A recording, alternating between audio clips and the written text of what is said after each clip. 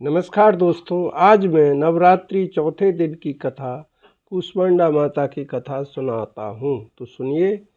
नवरात्रि के चतुर्थ दिन माँ कूष्मांडा की पूजा की जाती है। यह शक्ति का चौथा स्वरूप है, जिन्हें सूर्य के समान तेजस्वी माना जा गया है। माँ के स्वरूप की व्याख्या कुछ इस प्रकार से है। देवी कूष्मांडा वे उनकी 8 भुजाएं हमें कर्मयोगी जीवन अपनाकर तेज अर्चित करने की प्रेरणा देती है। इनकी मधुर मुस्कान हमारी जीवन शक्ति का संवर्धन करते हुए हमें हंसते हुए कठिन से कठिन मार्ग पर चलकर सफलता पाने को प्रेरित करती है। भगवती दुर्गा के चौथे स्वरूप का नाम कूष्मांडा है। अपनी मंद हंसी द्वारा अखंड अर्थात ब्रह्मांड को उत्पन्न करने के कारण इन्हें कूष्मांडा देवी के नाम से अभिहित किया गया है। जब सृष्टि का अस्तित्व नहीं था, चारों ओर अंधकार ही अंधकार परिव्याप्त था, तब इन्हीं देवी ने अपने ईशत हास्य से ब्रह्मांड की रचना की थी। अतः यही सृष्टि की आदि स्वरूपा आदि शक्ति है।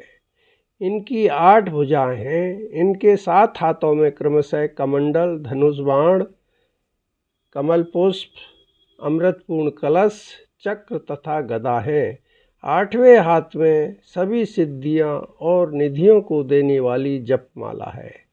एक पौराणिक कथा के अनुसार ऐसा कहा जाता है कि जब सृष्टि का अस्तित्व नहीं था, तब इन्हीं देवी ने ब्रह्मांड की रचना की थी। यही सृष्टि की आदि स्वरूपा हैं, आदि शक्ति हैं। इनका निवास सूर्यमंडल के भीतर के लोक में है।